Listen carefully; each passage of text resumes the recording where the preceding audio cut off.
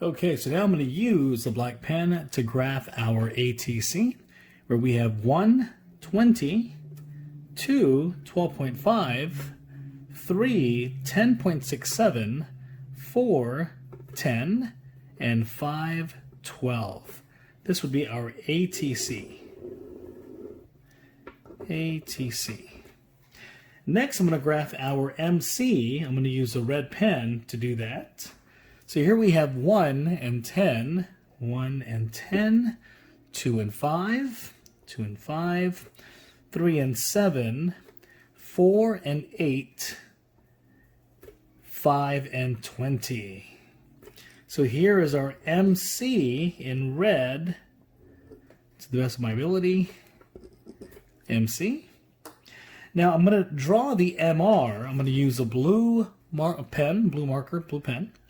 Here we have 1 and 49.99, 1, 49.99 right below 50, 2 and 47.99, 2 and 47.99, 3, 45.99, 3, 45.99, and now we have quadrant 4 at negative 64, so somewhere below here, and negative 55.01 for 5, somewhere around here as well.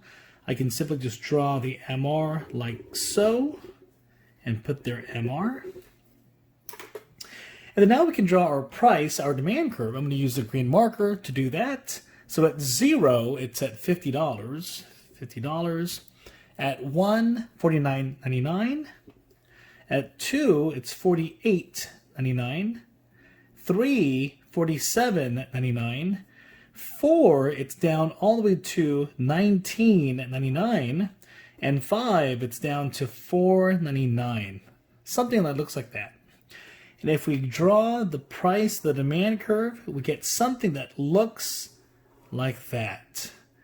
Price equals demand. And I want you to notice one thing about this graph that we have. This looks to be somewhat of a very, very unique curve. There seems to be something that is now bending at this angle here. This is also known as a kinked demand curve. Kinked demand curve. And this is how an oligopoly market is unique. If you compare a perfectly competitive market, monopoly market, a monopolistic competitive market, it does not have this type of kinked demand curve. So it is, again, in fact, really unique. Now the question is, where exactly do we, as an oligopolist, set price? If we don't see MR equals MC, again with profit maximization, we want to know where MR equals MC. But it looks as if we don't have MR in blue intersect MC in red. Remember that MR is now negative beyond 4.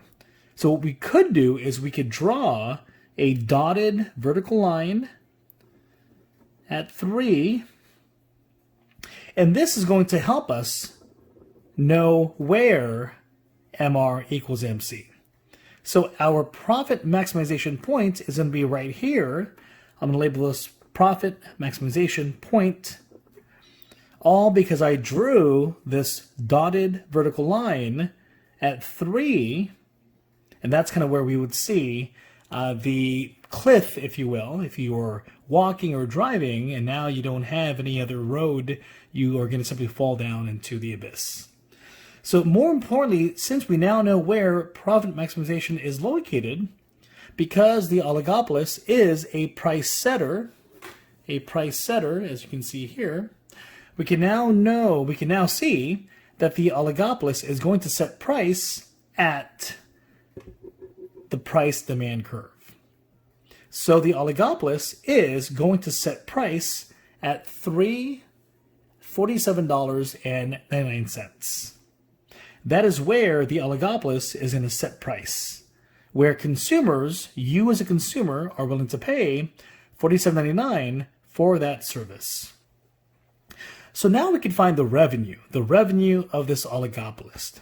So we can see that there is in fact going to be a rectangular box like so, all the way down to 3, and this rectangular box will constitute the revenue of the oligopolis.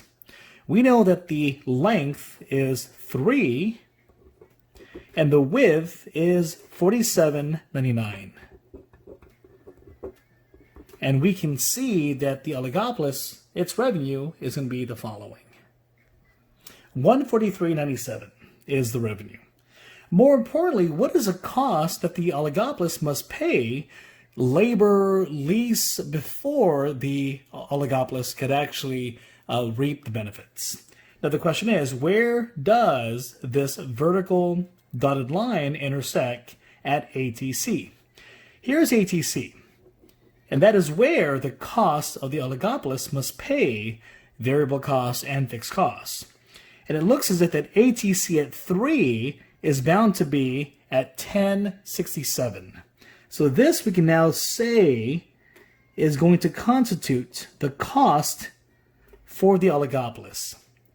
Cost, length of 3 times 1067, and that is going to give us a total of $32.01.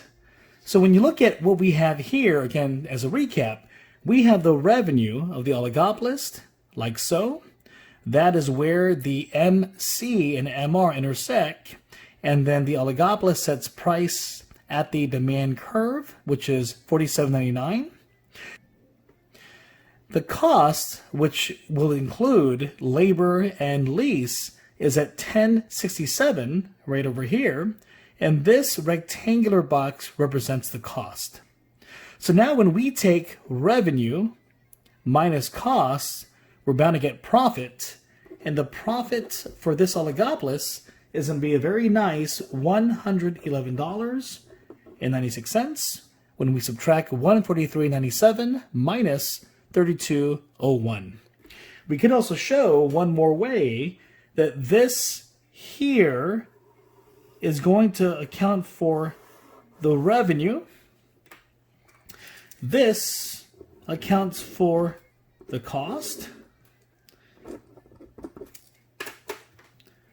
And this in here in between would have to be the profit. Let me use the marker blue to represent the oligopolis profit. And that's oligopoly.